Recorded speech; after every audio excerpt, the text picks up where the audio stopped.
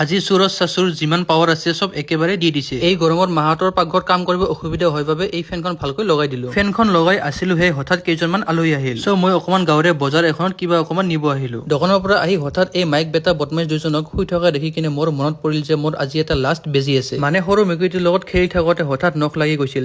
4টা বেজিৰ আজি লাষ্টটো বেজি আছে। বাৰু সোনকালে বেজিটো দি কিনে এই কোৰ্সটো কমপ্লিট কৰি ললো।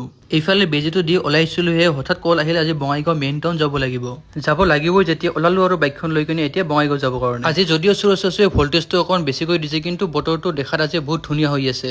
মানে দুটামান অকমান পাৰ্চনেল কাম আছিলে সেইটো কৰিবৰ কাৰণে আহিছিলো। কামটো 2-3 ঘণ্টাৰ সময় লাগিবৰ কাৰণে এখন সৰু পাৰ্কৰ ফালে ওলাই আহিলো। আৰু ইয়াৰ অপজিটতে আছে বঙাইগাঁও ইউনিভাৰ্চিটি। বহুত দিন পিছত এই ঠাইখিনিলৈ আহিলো। লাষ্ট কিবা এটা এক্সাম দিবৰ কাৰণেহে আহিছিলো। এইখনে হ'ল পাৰ্কখন আৰু আপোনালোকে দেখিছে চাগে ইয়াত লিখা আছে আই লাভ বঙাইগাঁও বুলি। কিন্তু ঘটনাটো হ'ল আমাক পাৰ্কৰ ভিতৰত সোমাব নিদিলে। মানে 4টা বজাৰ পিছতে সোমাব দিব। ইমান টাইমটো বাহিৰত থকা কোনো মানে নাথাকে অকমান ভাত খাবৰ কাৰণে আহিলো। খাই লৈ কিনে আকৌ পাৰ্কৰ ফালে ঘূৰি আহিলো। মানে এই 2-3 ঘণ্টা সময় কেনেকৈ কটাম সেইটোকে ভাবি আছো। এই ঠাইখিনি সকলোতকৈ এট্ৰেক্টিভ বস্তুটো হ'ল আমাৰ ইণ্ডিয়ান ফ্লেগখন। মানে যিমানে চাই থাকো সিমানে চাই থাকিব মন যায়। ফাইনেলি পাৰ্কখন এন্ট্ৰি কৰি ললো। ভিতৰৰ পৰিৱেশটোত কিবা এটা বেলেগ শান্তি আছে। বিশেষকে এই লাহে লাহে আহি থকা বতাহটোৰ কাৰণে পৰিৱেশটো বেছি শান্তিপূৰ্ণ হৈ আছে। ময়ো ভাবিলো ইমান বঢ়িয়া বতাহ দি আছে অকমান শুয়ে লওঁ। শুৱা মানে একেবাৰে টোপনি অহা নাই, জাষ্ট অকমান ৰেষ্ট লৈ আছো আৰু পৰিৱেশটোৰ ফিল লৈ আছো। মাজে মাজে এনেকুৱা ভাব আহে সকলো চিন্তা ধাৰাবিলাক এৰি থৈ আহি কিনে এনেকৈ নিশ্চিন্ত মানে শুই থাকো নেকি। বাৰু আজিলৈ ইমানে। আপোনালোকে ভিডিঅ'টো লাইক, শ্বেয়াৰ, কমেণ্ট আৰু চেনেলটো ছাবস্ক্ৰাইব ফ'ল' কৰি ল'বা আৰু সকলোৱে কমেণ্টত জয় হিন্দ বুলি লিখি দিবা।